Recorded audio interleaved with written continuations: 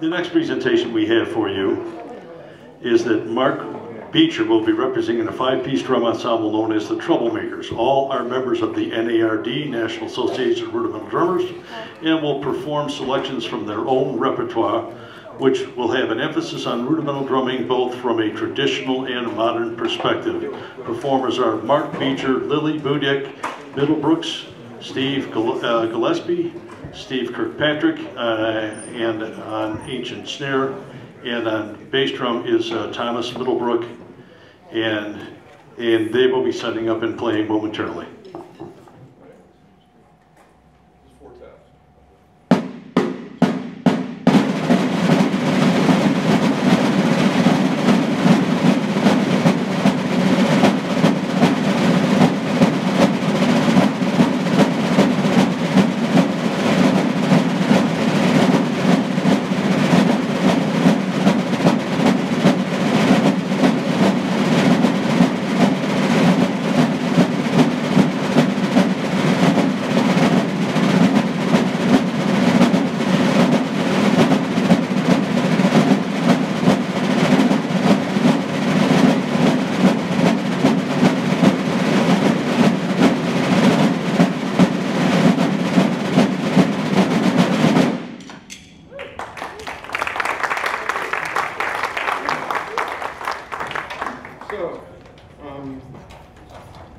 First of all, I want to thank Bill McGrath, USARD, Joe and Gary Gelati for having us here, and all the other members of USARD. I am a member of USARD too. It's a great organization. I really appreciate all that USARD's done for rudimental drumming. And so I also want to introduce the Troublemakers here. The Troublemakers, the name Troublemakers is a term that Bill Reamer, the late Bill Reamer, who was our teacher, he was a 4-time national drum champion, played with Archer Epler. They were a junior corps, national champion junior corps going before World War II.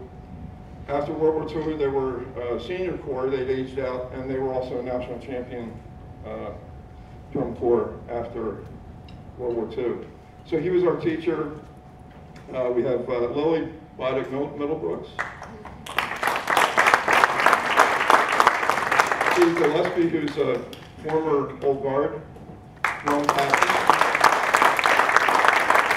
Steve Kirkpatrick,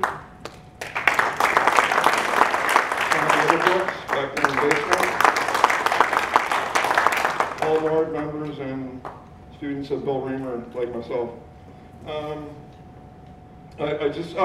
Everybody have a handout now? Everybody got a handout, okay.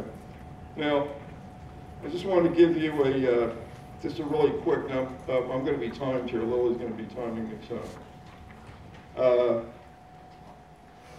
On your handout there, now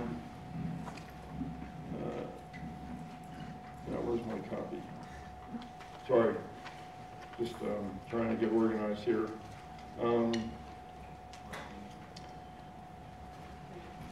Yes. Oh, good. Thank you. Thank you. Appreciate it. All right. So, on your handout, I'm not gonna. I can tend to go on rabbit trails. Okay. So, I can talk forever, and I just want to not do as much talking and do more playing. So, if you'll notice, I have what's the kind of the history of NARD and the origin of NARD, how we got our rudiments that we have. Actually, it started in, as you can see there, it started, the very first notation that we have, we can trace to 1589. Tonneau Arpaud was a French, he was a French historian and also theoretician of the dance. So he documented the dance of that period and also the drumming that went along with that. So within that period, you also had the monks, the Christian monks were the first to start notating music. with a 5-bar staff line. And so you can see that, the staff line there with the notation was very primitive because they didn't know how to notate drum music. They didn't, a lot of people didn't consider drummers to be musicians, as we know, unfortunately. So, but the notation there you see looks like a half note. The open head of the note looks like a half note. That would be quarter notes or eighth notes, and then the darker ones would be 16th notes, or depending on how fast you're playing. So, for example, that first note there, I mean, the first example would be, okay, so very primitive drumming. It's not like really difficult, obviously. And also we have a mention of the Swiss drumming. Arbo also talks about Swiss drumming. He mentions that they rest on in between notes. So that was something that was unusual for that period. Then there was also, we have Il Tornio by Bonaventura Pistofolo. Now there we have some more, he notates pretty much the same as Arbo, but the notes were a little quicker. So you had, and there's, in this example I have there, you have pretty much almost like an example of a lesson 25, but without the doubles. So it would sound like this. So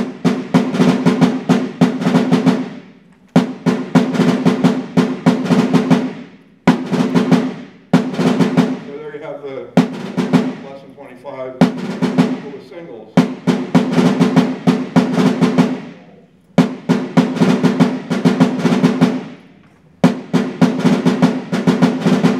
So that would be the Pistofolo example. And then we have the voluntary before the march, was part of the English march that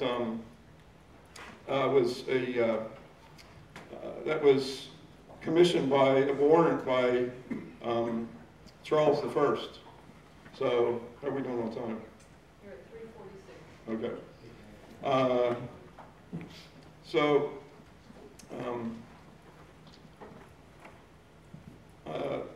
Yeah, Charles I, who was beheaded, put out this warrant that all drummers should know how to play this particular march. That was something that wasn't really, drummers weren't doing really well at the time, and so it was also a problem in the Revolutionary War. George Washington also complained about the drummers not being well versed in their skill, so he hired Baron von Steuben to come in, and von Steuben also trained drummers and had his own manual for drummers to use as a standard. Now there's also, I have there warlike directions of the soldier's practice by Thomas Fisher. A lot of these are in England. So a lot of these are available online. So if you go online, you can, and also Pfeiffer, that we, Pfeiffer, friend of ours that we played in our Fife and Drum Corps, Ed Boyle, has a lot of these old manuals that are available for like $15 per manual. So if you go into beapfeiffer.com, you can get some of these old manuals. So if you look at the bottom of that first page, The Young Drummer's Assistant by Longman and Broderick, England, they started to notate drum, like the left hand on the top, right hand on the bottom, which started to, you'd find that in some other manuals. They started to notate, instead of everything on the same line, they would have the one hand on top and the other one on bottom to make it easier to read rather than have to write out everything left, right, left, right. Then if you go to the next page, on the back, you'll see The Art of Beating the Drum by Samuel Potter. Now he started notating drum music the way we see it today. And you see a lot of examples of more of what we're playing today, the lesson 25 was the preparative.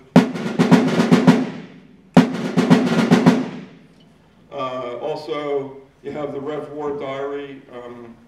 We don't really know the drummer's name, but there's Massachusetts Historical Society has copies of Benjamin Clark's diary and this other Rev War drummer. They notate, also have left hand on top, right hand on bottom, and then we also start to see examples of the ruff. Now, the ruff, there's been arguments, what's a ruff, what's a drag? Some people say, oh, it's called a ruff, some people say it's called a drag. Drummer Peter Erskine contacted me at one point and put me on this, email debate that was going on between a lot of drummers. What's a ruff, what's a drag? Actually, it's both. You see both in a lot of the old manuals. The first example was, I have on the first page was Randall Home. He, English drummer, he mentioned, but it didn't show any notation, but it mentions the ruff and the drag. Now the ruff, the early ruff was actually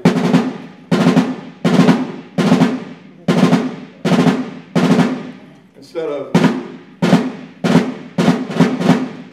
so we see that the ruff was a single stroke, what some people call single four, and then what they would call the drag would be, which later Sanford Muller actually made the distinction between what's a ruff and what's a drag. Muller actually says, I'll read it here. He said, well, now take up the drags, which are the most difficult of the rudimental beats. The first or fundamental is the half drag. This is executed in a manner similar to the ruff, but sounds distinctly different. So in how he describes it is, the ruff is more like a flange, and the drag would be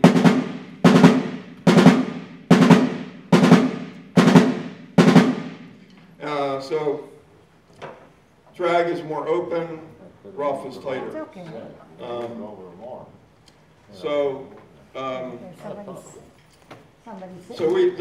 That begins some of the rudiments and how they work their way into the Nard list, which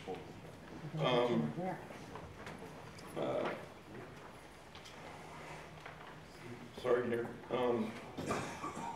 The Nard list actually started, Nard was formed in 1933 in Chicago at the 15th Annual American Legion Convention. The 13 drummers came together, William F. Ludwig, George Lawrence Stone, and James Birds Moore. They all met, and they decided they needed something to, they wanted something that would, a standard for drummers, because there were all these manuals, but what should be the standard? So they decided to take a vote, what was going to be the standard rudiments. They thought there should be 13 essential rudiments in order to join the organization. So after taking the vote, they came they narrowed it down to a list with these particular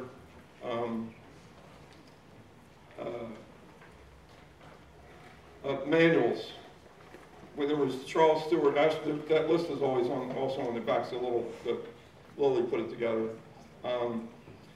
But the manuals were Charles Stewart Ashworth, Gardner Strube, Bruce and Emmett, which a lot of people are familiar with, John Philip Sousa, J.M. Flockton, Sanford Muller, and with those rudiments, with those manuals, they all narrowed it down to the 26 rudiments that we had. There were only a few that weren't listed, like an 8-stroke roll, and everything else was pretty much what we have today is the 26 rudiments. But now we have the PAS 40 rudiments, which was NARD folded in 1977. There was too much for Ludwig to keep carrying on. So they had, at that point, almost 10,000 members.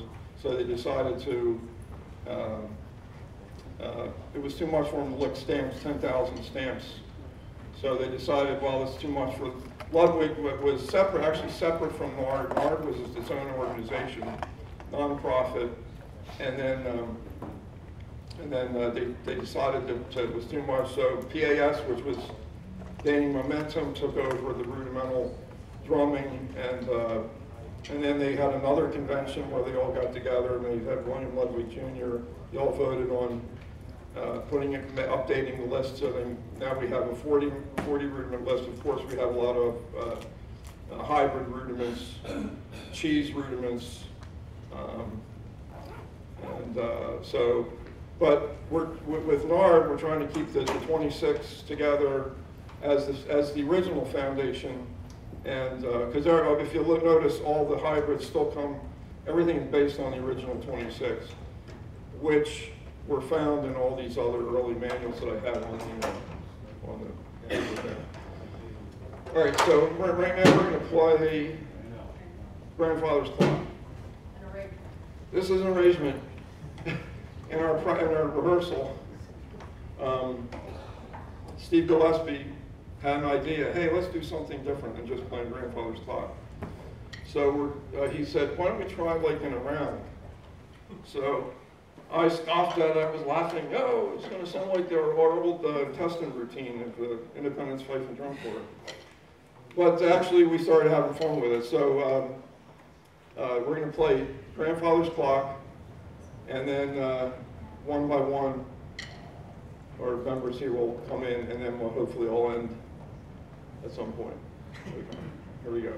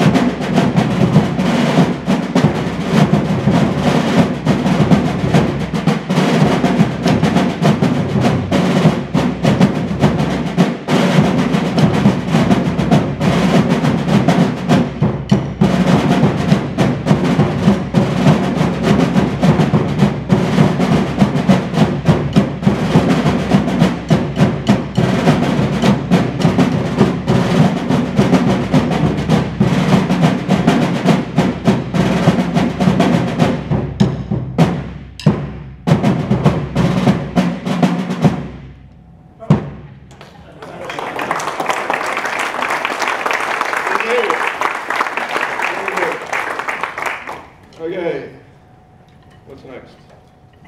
What's that? Oh, we're going to do a little bit. Do we have like maybe 5 minutes? About 4. About 4, okay. Well, I have this set up here. I just want to play a couple things now. That one of the main parts of the, this will just take a second.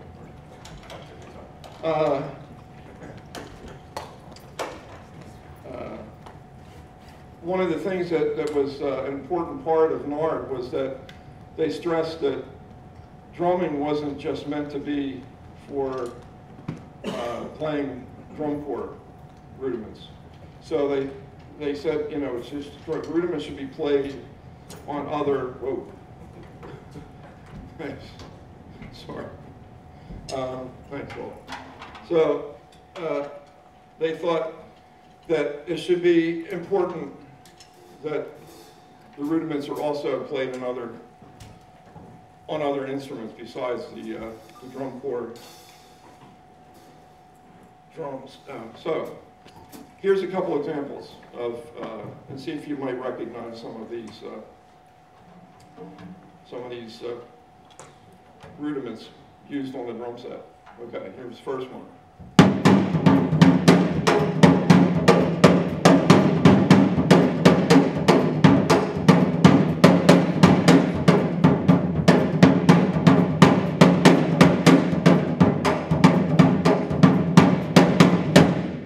Recognize that? What's that? Yeah, you got it. Okay, good, good. Here's another one, another example maybe you might recognize.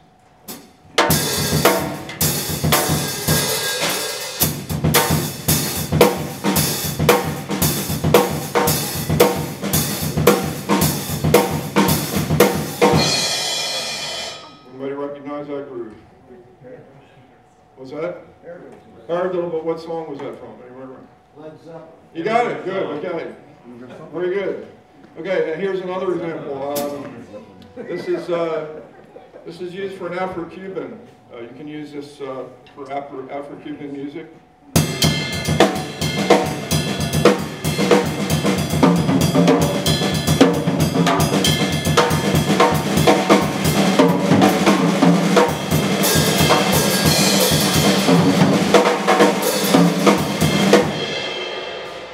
Got a couple of rudiments in there.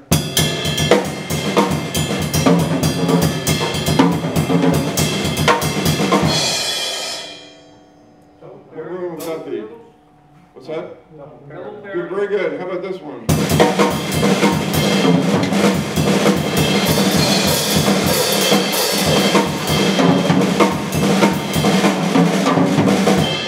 Double drag. What's that? Double drag. Drag, it's a single drag. But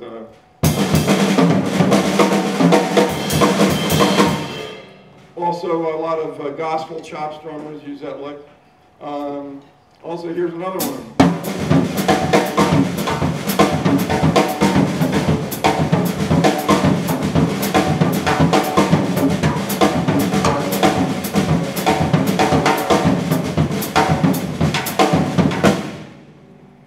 Rudiment.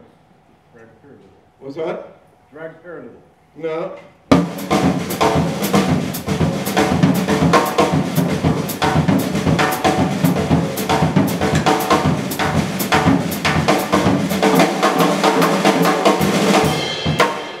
Lesson 25.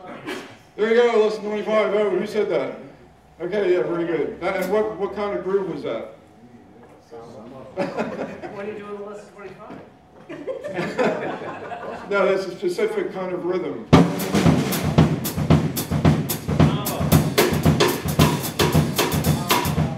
Samba. There you go. Okay, samba. And the last one. Okay, and then we'll do our last tune. Okay. So here goes. 1, 2, 3.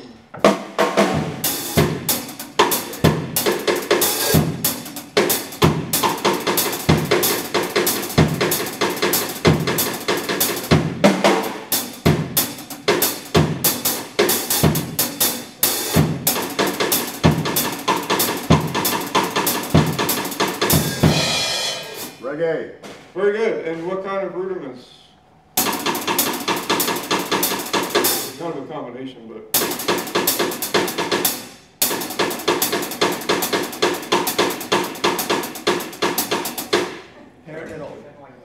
All right, so now, our last tune.